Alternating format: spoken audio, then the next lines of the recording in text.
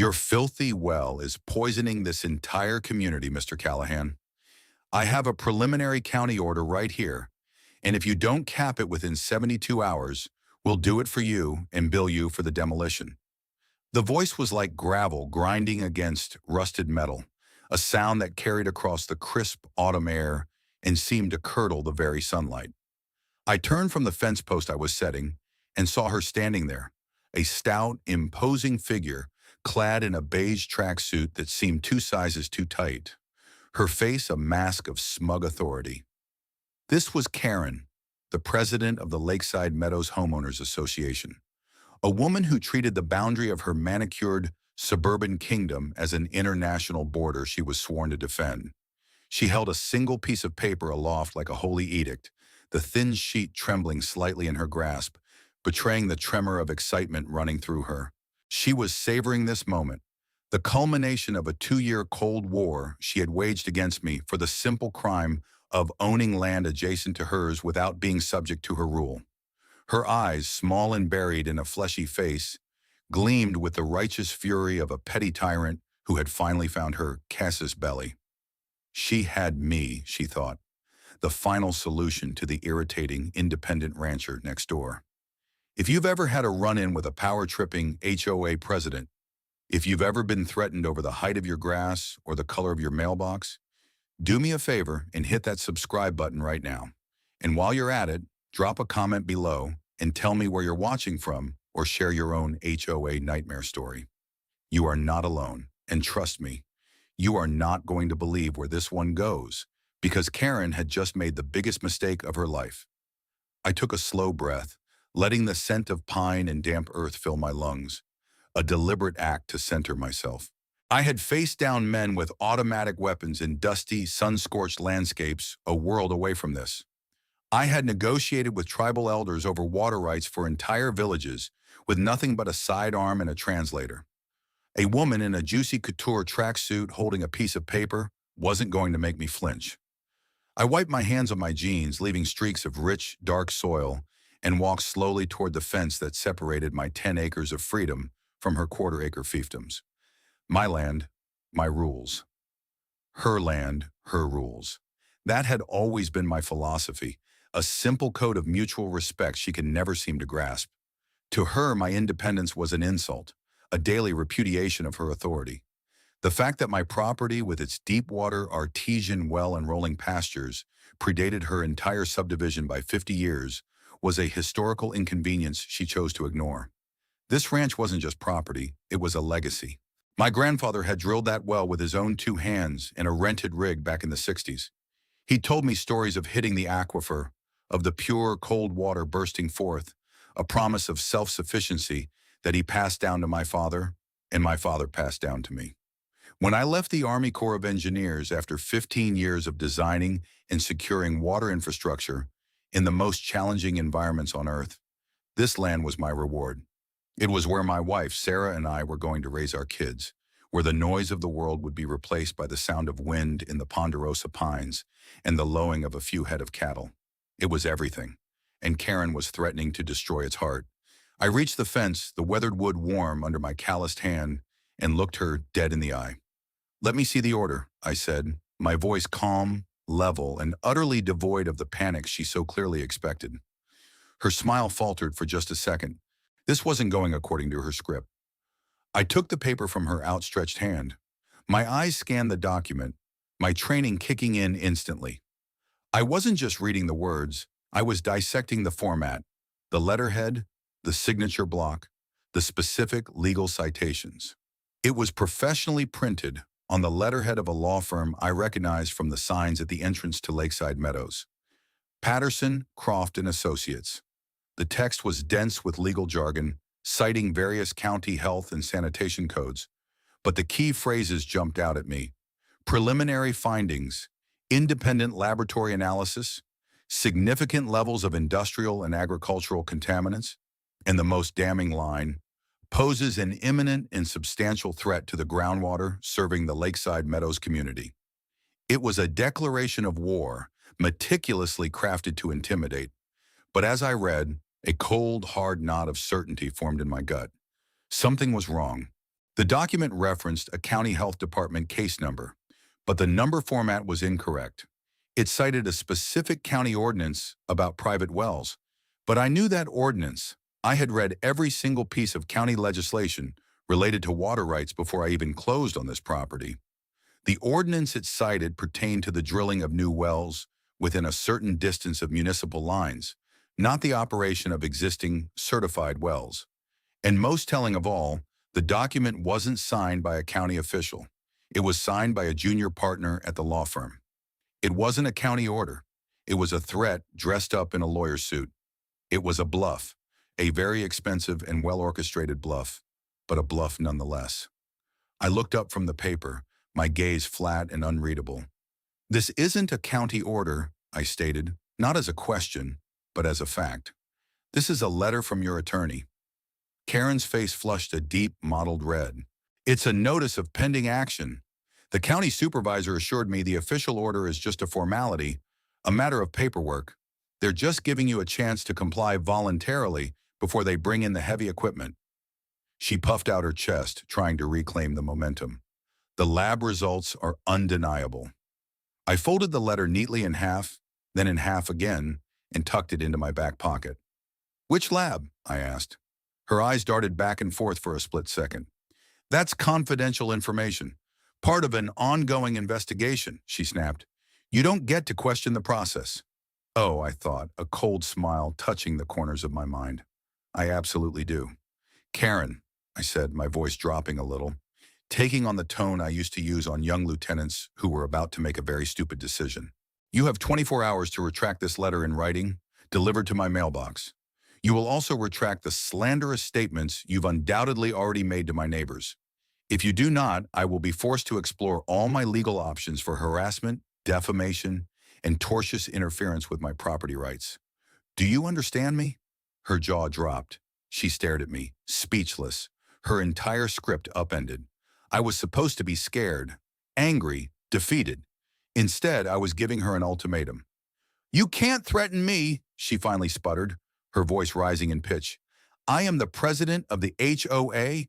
I am protecting my community." I just shook my head slowly. "You're not protecting anything.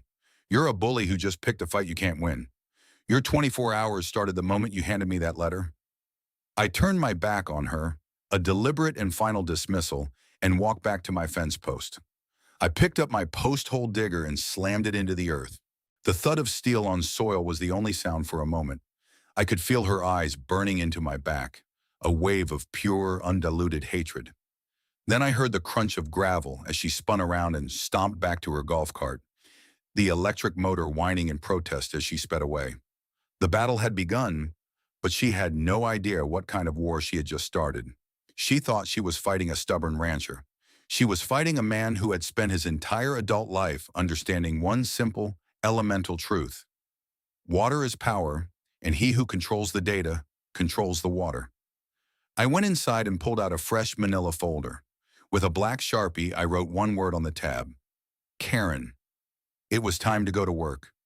Sarah was at the kitchen table, a cup of tea steaming in her hands, her face etched with worry. She had seen the whole exchange from the window. "Jack, what was that all about? Who was that woman?" "That," I said, dropping the folded letter onto the table, "was Karen, the welcome wagon from next door. She thinks our well is contaminated and she's threatening to have it destroyed." Sarah's eyes went wide. She picked up the letter, her hands trembling slightly as she read. She knew what this well meant to us, the cornerstone of the life we were building. "Can she do that? Is it serious?" I pulled out a chair and sat down next to her, taking her hand. "It's serious in that she's serious about trying. But no, she can't do it. Not like this." I explained my analysis of the letter, the inconsistencies, the legal sleight of hand. "It's a scare tactic, honey, a classic shock and awe campaign designed to make us panic and fold." "So what do we do?" she asked, her voice small. I squeezed her hand. "We don't panic. We get organized. We fight back with facts. Tomorrow morning, I'm calling the county health department to find out who filed the complaint. Then I'm calling a certified hydrogeologist to come out and run a full independent panel on our water. You are going to get our own data, unimpeachable data." I pulled the new folder closer.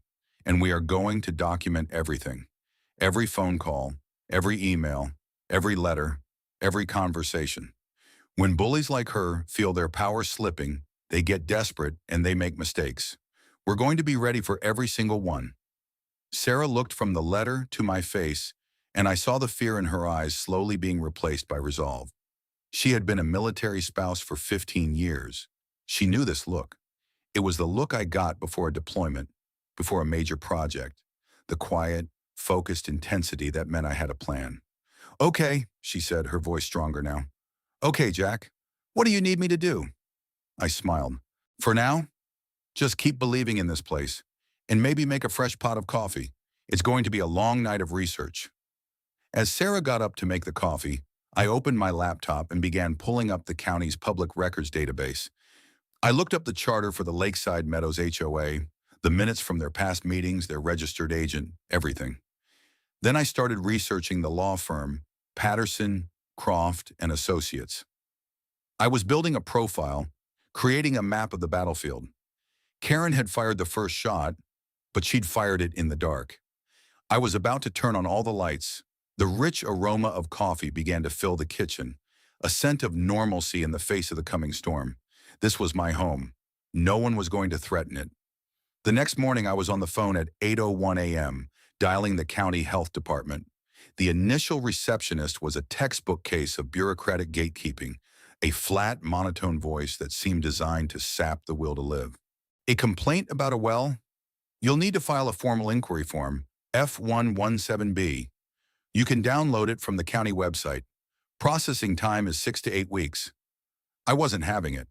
"Ma'am," I said, injecting a specific blend of politeness and urgency into my voice, "I am a former captain with the U.S. Army Corps of Engineers, and I have in my possession a letter from an attorney threatening imminent destruction of my private property based on an alleged, but unsubstantiated, public health threat.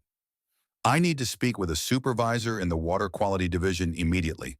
This is not a routine inquiry." There was a pause. The mention of my rank in the Corps of Engineers was a calculated move. It conveyed expertise and a familiarity with government process that a normal citizen might not have. "Please hold," she said, the monotone replaced with a flicker of deference. After a few minutes of terrible hold music, a man's voice came on the line. "This is Dave Miller, Division Supervisor. How can I help you, Captain?" I quickly laid out the situation: the letter from the HOA's lawyer, the threat to cap my well, and my suspicion that the order was fraudulent. Dave listened patiently. "Okay, Mr. Callahan," he said when I was done. "Let me be clear. The county has issued no such order. We do not and cannot condemn a private well without an exhaustive investigation, multiple certified tests, and then a formal hearing. What you have is a civil threat from a private party." A wave of relief washed over me, but it was short-lived. "However," Dave continued, "I can confirm that a formal complaint was filed against your property's well 2 weeks ago by the Lakeside Meadows HOA, citing resident concerns. The complaint triggered a standard review process. A case file has been opened, but it's at the bottom of a very large pile. It would likely be months before we even got to the point of sending someone out to request a sample." So that was her game. Karen had filed a legitimate, if baseless, complaint to create a paper trail. Then she'd use that case file number, the one that was formatted incorrectly on her lawyer's letter, as a pretext to launch her own preemptive attack, hoping to bully me into submission long before the slow wheels of government ever started turning. It was clever, in a slimy, manipulative way. "Thank you, Dave. That's exactly what I needed to know," I said. "One more question. If I were to provide the county with a full panel water quality analysis from a state-certified laboratory, would that be entered into the case file?" "Absolutely," he confirmed. "Positive results from a certified third party can often expedite the closure of a nuisance complaint. Just make sure the chain of custody is documented." We hung up, and I immediately made my next call to a man named Dr. Alan Finch, a hydrogeologist I'd been referred to by an old colleague from the Corps. Finch was a legend in the state, a man who could read an aquifer like a book. He was expensive, but his reputation was bulletproof. I explained the situation, and he agreed to come out the very next day. Sounds like you've got a classic boundary dispute wrapped in a bad science costume, he said with a dry chuckle. I see it all the time. We'll get you the data to shut them down. The cost would be just over $2,000 for the site visit, sample collection, and the comprehensive testing panel. It was a painful, unbudgeted expense, but it was the only move. It was the price of truth. While I waited for Finch, Karen made her next move, proving my prediction right. She was escalating. My neighbor to the south, an elderly gentleman named George who had lived on his 5 acres for 40 years, called me that afternoon. His voice was thin with worry. Jack, George Peterson here. I got a letter in the mail today from that HOA. It's saying your well is dangerous, that we should all get our water tested. It's talking about property values plummeting. What in the world is going on? My blood ran cold. She wasn't just attacking me. She was trying to turn my neighbors against me. She was poisoning the community well in a figurative sense, spreading fear and suspicion. George, I'm so sorry you received that, I said, keeping my voice steady. It's completely untrue. The HOA president has a personal vendetta against me. I'm having a state-certified specialist test my water tomorrow. I promise you my well is clean. This is a harassment campaign. Well, it's working, George sighed. The wife is all worked up. We're on a well too, you know. People hear contamination and they panic. I knew I had to get ahead of it. I had to counter her propaganda with my own transparency. George, would you be willing to come over tomorrow when the specialist is here? You can see the process for yourself. I have nothing to hide. He hesitated for a moment. All right, son, I'll be there. I'd like to see what's what. The battle lines were being drawn, not just on paper but between neighbors, and I was losing the information war. That evening, a certified letter arrived. It was from Patterson, Croft and Associates. It wasn't a retraction. It was a formal cease and desist letter, but it was absurdly, almost comically inverted. It demanded that I cease and desist from failing to comply with their original demand. It was a legal paradox, a piece of paper that yelled at me for not doing what they wanted, and it gave me 48 hours to provide them with a plan for the decommissioning of my well. They were doubling down. They were trying to bury me in paperwork, to create a blizzard of official-looking documents that would confuse a judge and bleed me dry in legal fees. I laughed, a cold, bitter laugh. They had no idea. I placed the new letter carefully in the Karen file. The file was getting thicker, and so was my resolve. Dr. Finch arrived the next morning in a dusty pickup truck that looked like it had seen more dirt roads than paved ones. He was a tall, wiry man in his late 60s with a sun-beaten face and eyes that squinted in a perpetual state of friendly analysis. He carried a collection of sterile bottles, coolers, and testing equipment with an easy familiarity. George was already there, standing nervously by his own fence, watching. I waved him over. George, this is Dr. Alan Finch, I said. Dr. Finch, this is my neighbor, Mr. Peterson. Finch shook George's hand firmly.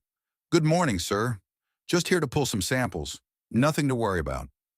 I appreciated his calm demeanor immediately. He explained the process to both of us as he worked. He wasn't just turning on the spigot. He first opened the wellhead itself, inspecting the casing, the seal, the electrical connections. Well looks to be in excellent shape, he murmured, making notes on a clipboard. Properly sealed, no signs of surface intrusion. He then attached a hose and let the water run for a full 15 minutes. Got to purge the pump and the pressure tank, he explained. We want water straight from the aquifer, not what's been sitting in the pipes. He used a digital thermometer to measure the water temperature and a meter to check the pH and total dissolved solids. Stable? Stable? Good, he muttered, recording the numbers.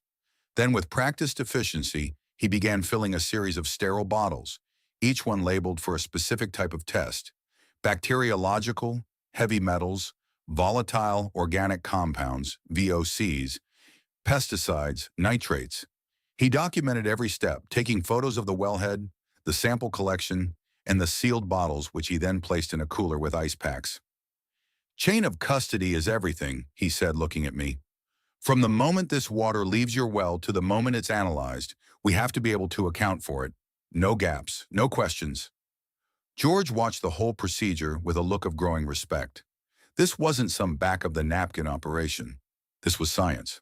How long for the results? George asked. Standard panel takes about 5 to 7 business days, Finch replied, closing the cooler. I'll have the report emailed to you, Mr. Callahan, as soon as it's ready. It will be certified and legally defensible in any court in this state. After Dr. Finch left, I walked with George back toward his property. Well, George said, stopping at the fence line, that was mighty thorough. That fella seems to know his business. He's the best, I said. George, I want to apologize again for you being dragged into this. It's not fair to you or your wife. He waved a dismissive hand, but his eyes were serious. It's not your fault, son. It's that woman. She's always been a busybody. When they first built that place, she tried to get the county to force me to take down my old barn, called it an eyesore. Can you believe that? This barn's been here since my father's day. I nodded. This was a pattern. I'm not going to let her win, George. He looked at me, a shrewd glint in his eye. I'm starting to believe you. Let me know what those tests say. The wife will rest easier. His support, tentative as it was, felt like a small but significant victory. The next few days were a tense waiting game. Karen, however, did not wait. The signs went up on the community bulletin boards inside Lakeside Meadows, visible from the main road. Public health alert, the big red letters screamed. Be advised of potential groundwater contamination from an adjacent agricultural property. Residents are encouraged to use bottled water for drinking and cooking until further notice. Your HOA is actively addressing this threat. It was a masterpiece of implication, never mentioning my name but leaving no doubt who the adjacent agricultural property was. The local Facebook group for the area lit up with panicked posts. People were scared. Real estate agents who worked in the area started calling me, asking about the rumors. The damage to my reputation and potentially my property value was happening in real time. My 24-hour ultimatum to Karen had passed. Then my 48-hour deadline from her lawyers. The field was quiet, but I knew it was the calm before the storm. They were waiting, letting the public pressure campaign do its work, assuming I was either scrambling for a lawyer or preparing to surrender. They had no idea I was waiting for a weapon. On the 7th business day, an email landed in my inbox. The subject line was simple: Water Analysis Report, Callahan Property. My heart hammered in my chest. I took a deep breath, opened the attachment, and began to read. The report was 23 pages long, a dense compilation of charts, tables, and scientific explanations. I skipped straight to the summary page. My eyes scanned the columns: contaminant, EPA maximum level, and the final crucial column, result. Lead, not detected. Mercury, not detected. Arsenic, not detected. E. coli, absent. Total coliforms, absent. Nitrates, pesticides, VOCs. Every single line item was either marked not detected or was so far below the EPA's maximum allowable level as to be statistically insignificant. At the bottom of the summary, Dr. Finch had written a personal addendum.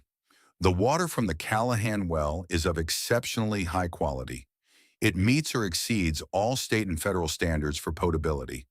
In my professional opinion, this water is pristine and represents a textbook example of a properly constructed and maintained deep water well drawing from a secure aquifer. There is no evidence of any surface contamination. I let out a breath I didn't realize I'd been holding. I read it again, then a third time. It was better than I could have hoped for. It wasn't just a defense, it was an indictment of Karen's entire claim. I printed out 3 copies, the crisp paper warm from the printer. This was my shield. This was my sword. But as I sat there, the initial wave of triumphant relief began to recede, replaced by a colder, more analytical thought. My training in military intelligence had taught me to never just react to an enemy's actions, but to analyze their intent, their strategy, and most importantly, their own vulnerabilities. Why this specific accusation? Why contamination? Was it just a random, baseless attack, the first thing that came to her power-hungry mind? Or was it something more? Was it projection? Often the accusations a person hurls at others are a reflection of their own hidden faults. I stood up and walked to the window, looking out across my pasture toward the manicured green lawns of Lakeside Meadows. green, impossibly, uniformly, unnaturally green. Even now, deep into the autumn when my own pasture was turning a golden brown, their lawns were a vibrant, chemical emerald, and they were always watering. Even on hot, dry days when the county asked for voluntary water conservation, their sprinkler systems would kick on in the pre-dawn hours, blanketing the entire development in a fine mist. Karen had bragged about it in the local paper a year ago, a feature story on eco-friendly communities. She had boasted about their state-of-the-art water reclamation system, which used runoff collected in their decorative retention ponds to irrigate the common areas. "We're saving thousands of gallons of municipal water a year," she had been quoted as saying. "It's good for the environment and good for our budget." Runoff, water that flowed from every lawn, every driveway, every street in the entire 200-home subdivision. Water that carried with it every drop of fertilizer, pesticide, herbicide, oil, and antifreeze that washed off the perfect lawns and asphalt streets. It all collected in those picturesque ponds, the ones with the fountains in the middle, and then they sprayed it back onto the land. They sprayed it in the parks where children played. They sprayed it near the community pool. The fine mist would drift through the air, onto patios, onto toys left on the grass, to be inhaled by anyone walking their dog in the morning. A sudden, chilling hypothesis began to form in my mind. What if Karen knew? What if there had been complaints? What if someone's kid got sick and a doctor had asked questions?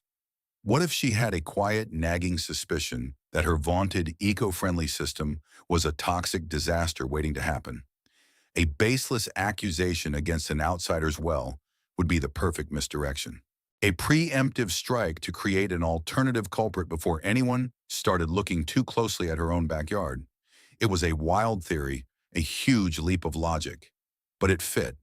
It explained the specificity and the ferocity of her attack. I walked back to the table and looked at the pristine report on my own water. This document could end the threat to my well, but it wouldn't end the war. To do that, I needed to go on the offensive. I needed to prove my theory. I picked up the phone and called Dr. Finch again. "Alan, it's Jack Callahan." "Jack, I trust you got the report. Beautiful water you've got there." "I did, Alan, and thank you. It's exactly what I needed. But I have a new question for you, a hypothetical." I paused, choosing my words carefully. "What if you had a closed-loop irrigation system, one that used runoff from a residential development, collected in retention ponds? And what if you suspected that system wasn't being properly maintained or filtered? What kind of contaminants would you be looking for?" There was a moment of silence on the other end of the line. Then Finch let out a low whistle. "Oh boy, you'd be looking for a witch's brew. Fecal coliforms from pet waste, for starters, high levels of nitrates and phosphates from lawn fertilizers, a whole spectrum of pesticides and herbicides. Depending on the age of the development, you might even find things like lead or other heavy metals from old roof flashings or industrial runoff during construction. If that water isn't being treated with some serious filtration and UV sterilization, you're basically spraying diluted poison all over everything." My blood ran cold. It was worse than I thought. "And Alan," I said, my voice tight, "what would it cost to run a full panel on a sample of that water?" He quoted me a price, almost identical to the test he'd run on my well. It was another $2,000 I didn't have.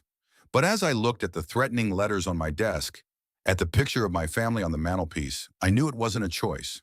It was a necessity. "Okay," I said, "now I just need to figure out how to get a sample." Getting a sample of the HOA's irrigation water was the critical next step, and it had to be done legally and with an unimpeachable chain of custody. I couldn't just sneak onto their property in the middle of the night with a bottle. Any evidence I gathered would be thrown out as the fruit of a poisonous tree, and I'd be opening myself up to trespassing charges. Karen would love nothing more. I needed an inside source. This was no longer a one-man operation. I needed allies. The first person I called was George. I invited him over, and when he arrived, I handed him a copy of my well's water report. He read the summary, his eyebrows climbing higher with each "not detected." "Well, I'll be," he said, shaking his head. "Clean as a whistle. I told the wife you were on the level." "That's the proof, George," I said. "But it's not enough. Karen's not going to stop. She's not just trying to hurt me. She's lying to the entire community and scaring our neighbors. She's based her entire attack on bad information, and I think I know why. I laid out my theory for him, connecting the dots between her frantic accusations against me and the potential toxicity of her own vaunted irrigation system. I watched his face as I spoke, saw his initial skepticism melt away, replaced by a dawning horror. He'd lived here 40 years. He'd watched them build Lakeside Meadows, watched them sculpt the land, and install the ponds. "Those sprinklers," he said slowly, his eyes distant. "They run every morning, like clockwork. Sometimes when the wind is just right, I can smell it. A, a swampy smell. I always thought it was just the pond water." I nodded. "I need to get a sample of that water, George. And I need to do it in a way that will stand up in court." I also called my other immediate neighbor, a young mother named Maria, whose property bordered the HOA on the other side of mine. She had two small children who often played in their backyard, right next to the invisible line where the HOA's mist-filled mornings began. When I showed her Karen's letter and then my water report, her worry quickly turned to anger. "That woman," she fumed. "She sent one of those letters to me too. I've been giving my kids bottled water for a week, terrified our well was next, and it was all a lie?" I explained my theory about the reclamation ponds. Her face went pale. "My God, Jack, my kids, they play outside every day. That mist, it drifts over our fence all the time." The alliance was forming, forged in the fire of Karen's own making. Maria, it turned out, was the key. "I have a friend," she said, her mind racing. "Her name is Jessica. She lives in Lakeside Meadows. She can't stand Karen. She says Karen runs the HOA like her own personal kingdom, and that the fees go up every year but the services get worse. I bet she would help." An hour later, Jessica was sitting at my kitchen table with Maria and George. She was a quiet, unassuming woman, a nurse at the local hospital, and she listened intently as I laid everything out on the table. Karen's letters, my water report, the county complaint, my theory about the sprinklers. When I was finished, she simply nodded. "I'm not surprised," she said, her voice laced with weary frustration. "Last year, Karen proposed a special assessment for a new aquatic weed harvesting service for the ponds. It was thousands of dollars. A few of us asked to see the bids, to see if it was necessary.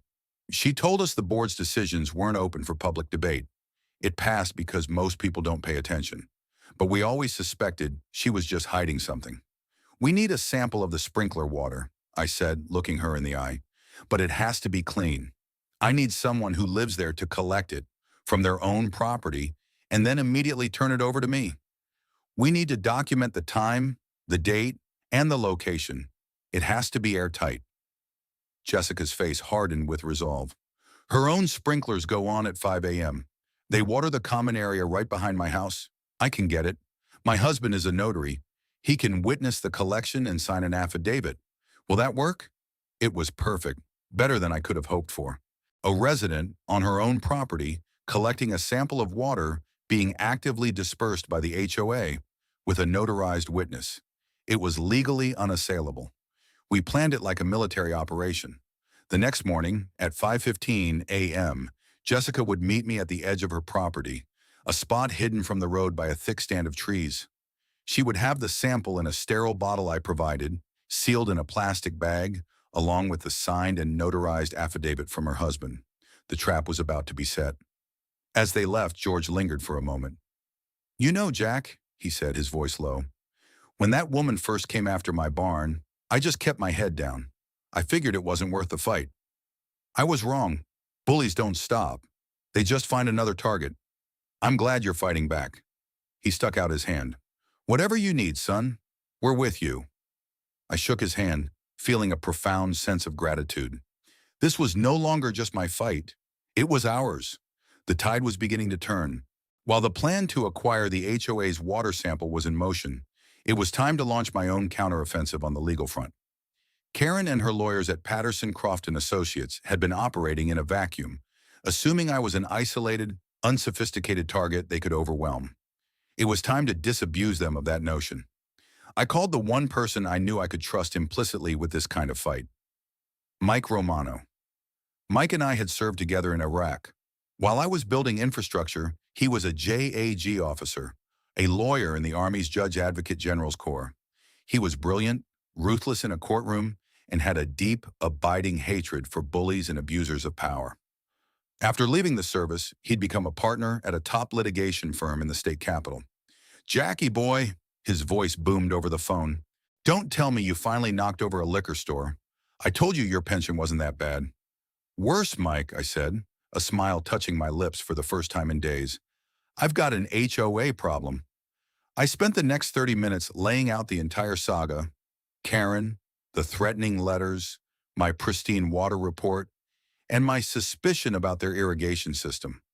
I emailed him the entire Karen file, which was now nearly an inch thick with documents, photos, and my own detailed notes.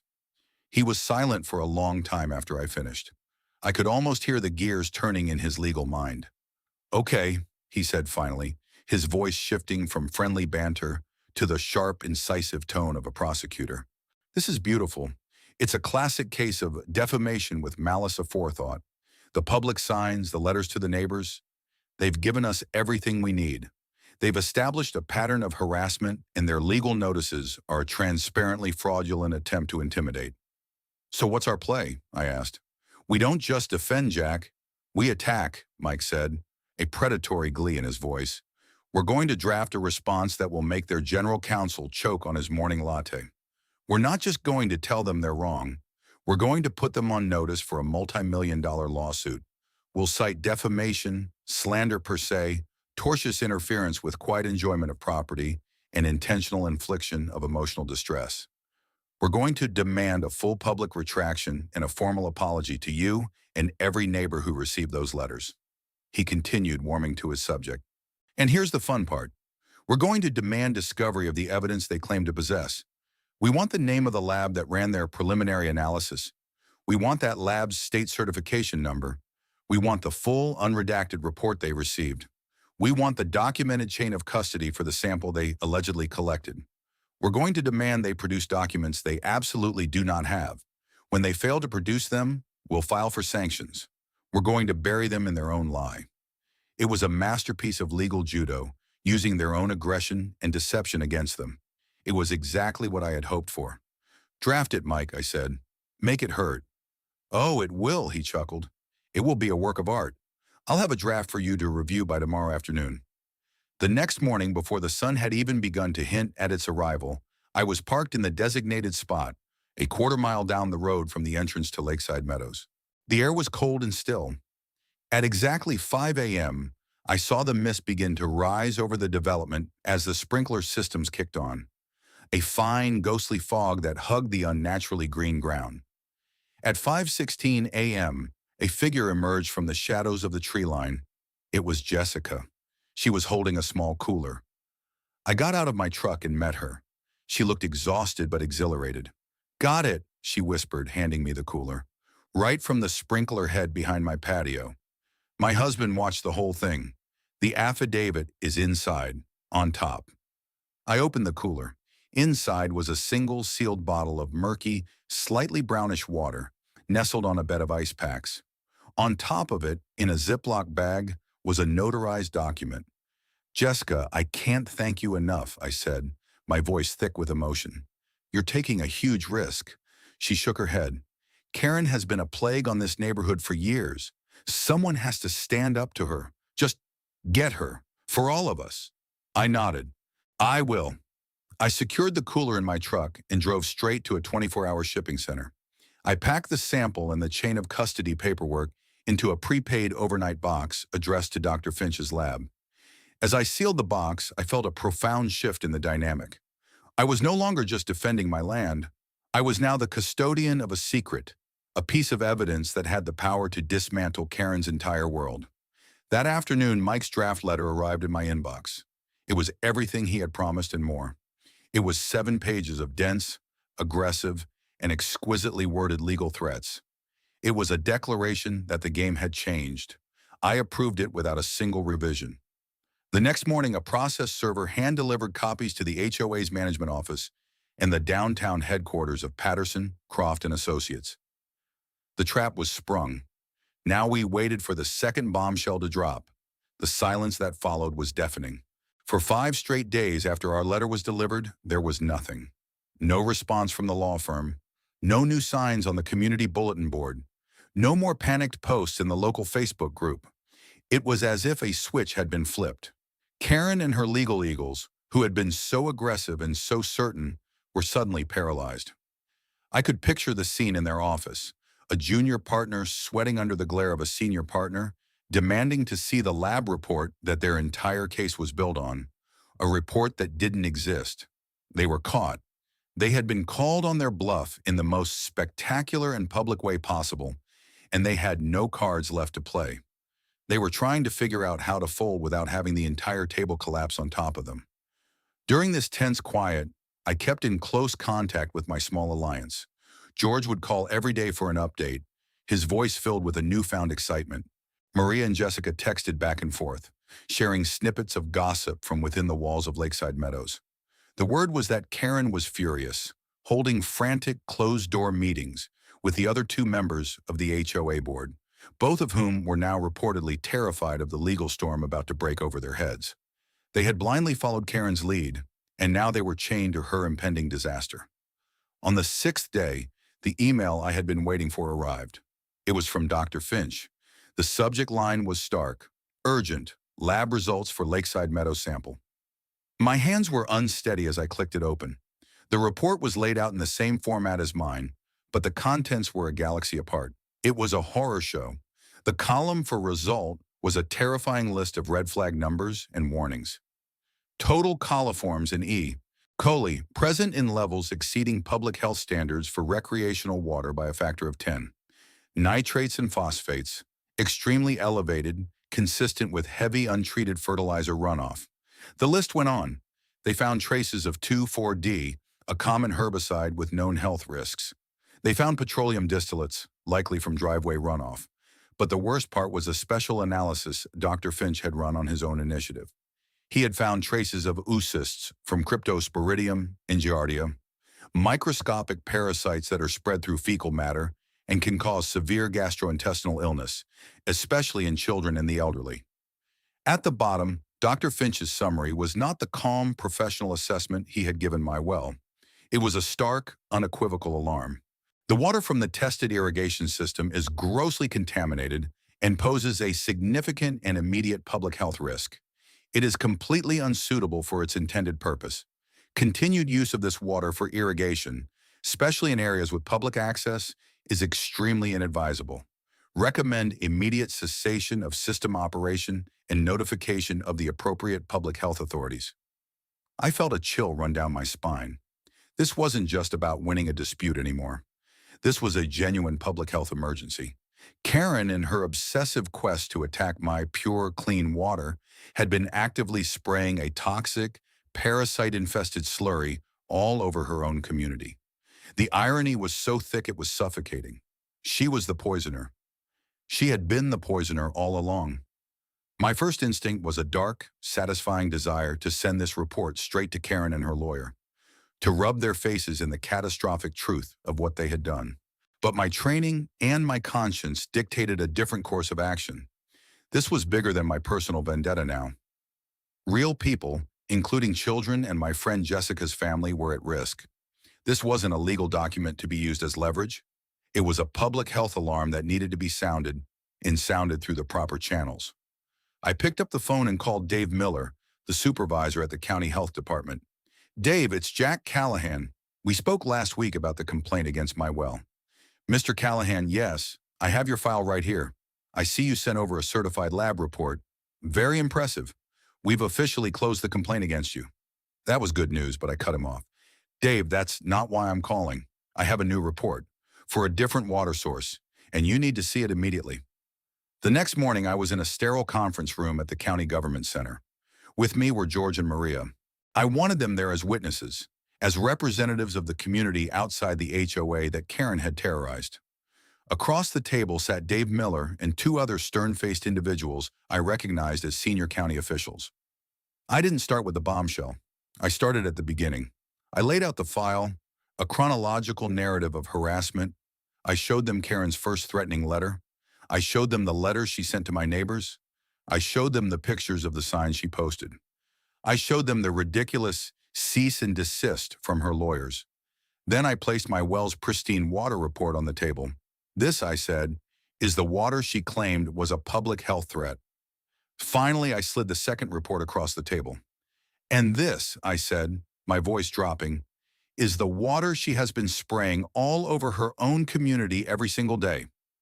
Dave Miller picked up the report. As he read, his professional bureaucratic demeanor evaporated. His face went from concern to alarm to utterly grim. He passed the report to his colleagues, whose reactions were identical. They looked up at me, their eyes wide with the gravity of the situation. "Mr. Callahan," Dave said, his voice tight with controlled urgency, "is this sample and this report legally defensible?" The sample was collected by a resident on her own property from an active sprinkler head, I said calmly. The collection was witnessed and notarized. The lab is state certified. The chain of custody is perfect. It will stand up to any scrutiny. Dave stood up abruptly. "Thank you for bringing this to us, Mr. Callahan. You've done the right thing. This is no longer an HOA dispute. This is a county public health emergency. We are taking over now." He looked at one of his colleagues. "Get our field team ready. I want inspectors on site at Lakeside Meadows within the hour." The wheels of justice, which had been grinding so slowly, were suddenly spinning at a furious pace, and they were heading straight for Karen. The county's response was nothing short of overwhelming. Within 90 minutes of our meeting, a convoy of white county vehicles descended upon the pristine entrance of Lakeside Meadows. Health inspectors, environmental enforcement officers, and even a sheriff's deputy to keep the peace swarmed the common areas. It was a visible, public, and deeply humiliating spectacle. They slapped bright orange, "Do not use contaminated water" notices on every sprinkler head in the common areas.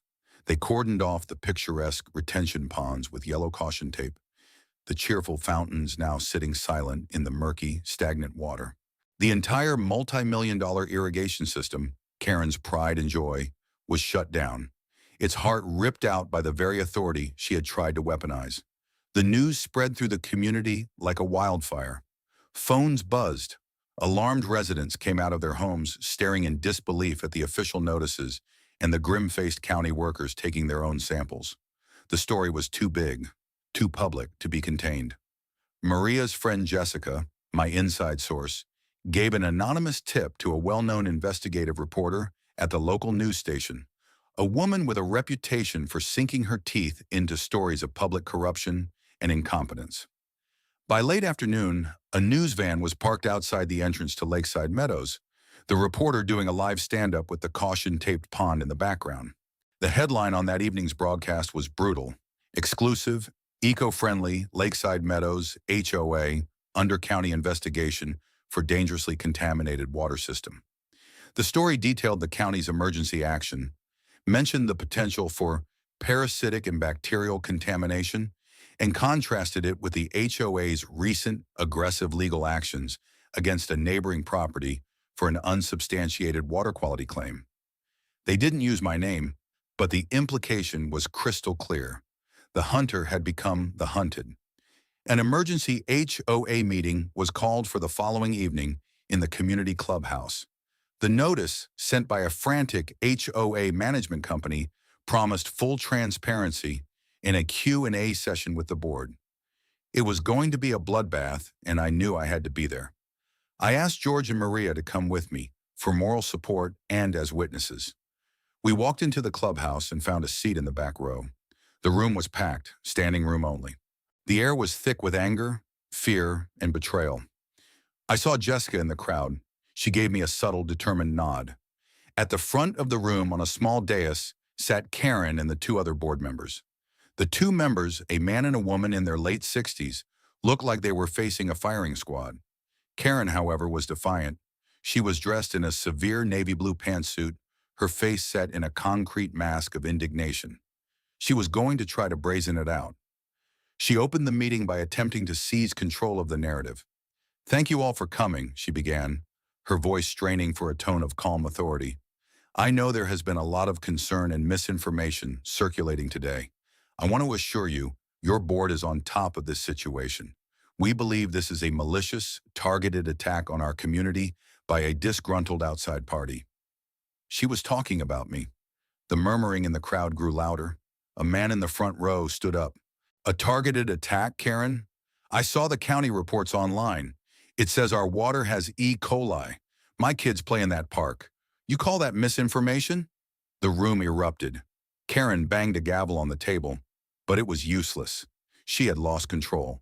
People were shouting questions, demanding answers. Why were you threatening your neighbor when our own water was poisoned? How much did we pay for that useless filtration system? Are you going to pay our medical bills? And then a calm, professional voice cut through the chaos.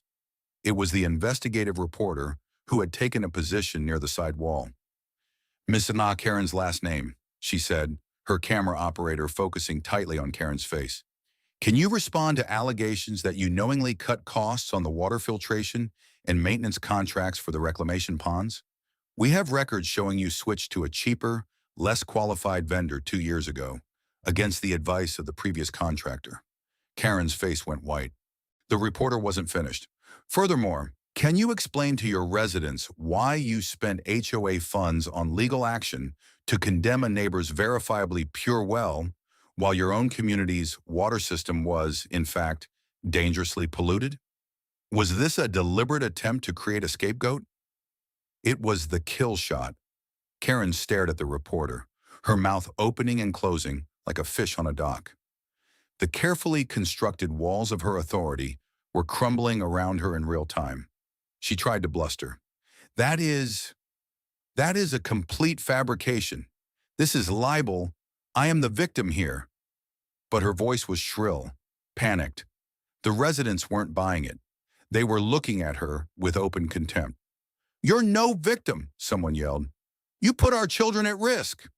Then the ultimate humiliation. One of the other board members, the man, stood up, his hands trembling. I want to make a motion, he stammered.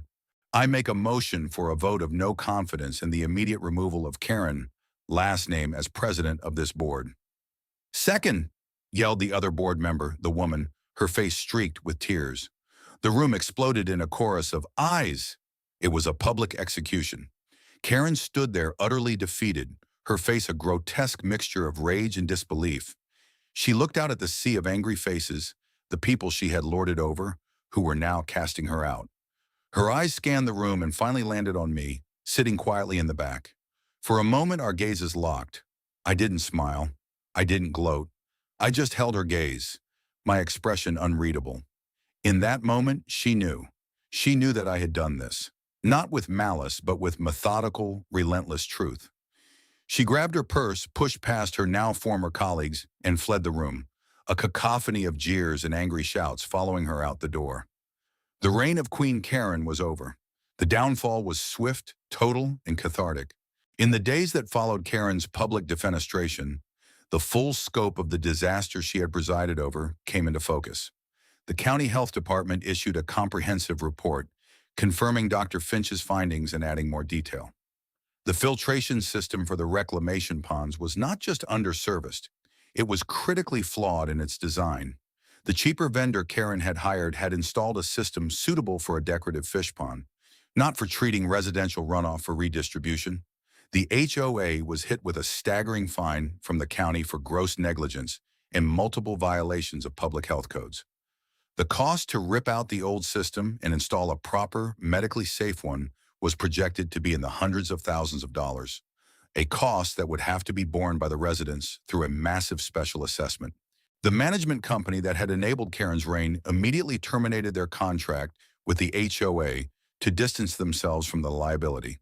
They also fired Patterson, Croft, and Associates, the law firm that had been their willing accomplices in the harassment campaign. My lawyer, Mike, moved quickly. Faced with an indefensible position and the threat of a massive, high-profile lawsuit, the HOA's insurance carrier was eager to settle. They didn't want this case going to a jury. Mike negotiated a substantial, confidential settlement for the defamation and harassment I had endured. It was more than enough to cover my legal fees, Dr. Finch's bills, and the cost of the second crucial water test. But I didn't want the money for myself. I used a significant portion of it to establish a nonprofit legal defense fund administered by Mike's firm, specifically to help other ordinary property owners in the state who found themselves targeted by abusive HOAs. It was a way to turn my victory into a shield for others. The rest of the settlement money went back into my land. I replaced the old wire fence along the border with Lakeside Meadows with a beautiful, sturdy new wooden rail fence.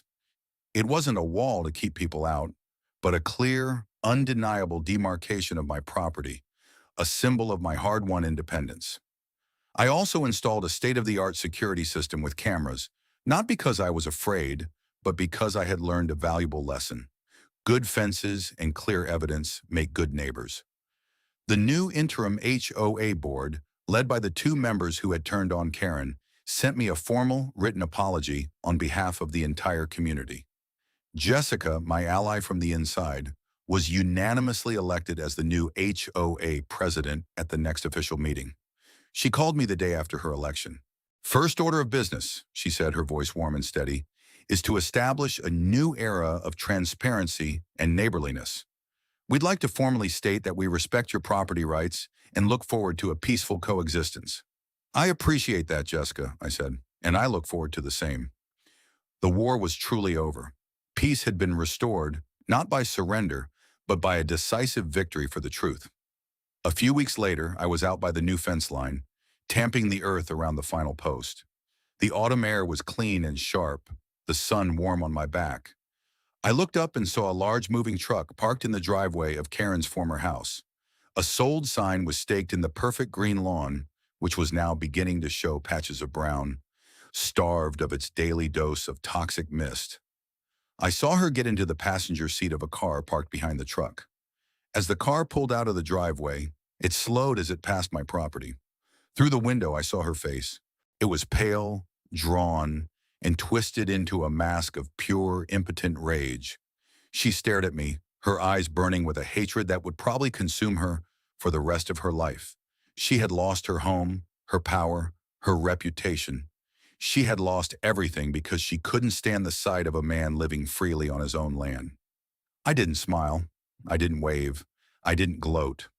I simply looked at her, held her gaze for a moment, and gave a single, slow, deliberate nod. It was a nod of acknowledgement, of finality. Then I turned my back on her for the last time and went back to my work. I picked up my tools and continued tamping the earth, the rhythmic thud a satisfying punctuation mark on the end of a long and ugly chapter. My victory wasn't in her defeat, but in this moment. Standing on my own land, under a wide open sky, my family safe in our home behind me. The water from my grandfather's well flowed clean and pure, a silent testament to integrity and endurance. The lesson was clear. Bullies, whether on the playground or in a boardroom, thrive on fear, bluff, and intimidation. Their power is a fragile illusion. When confronted with calm resolve, irrefutable facts, and the simple, unyielding power of the truth, they don't just lose, they disintegrate. And as the sun began to set, casting long shadows across my peaceful pasture, I knew a deeper sense of security than I had ever felt before. This land was mine, and it was safe.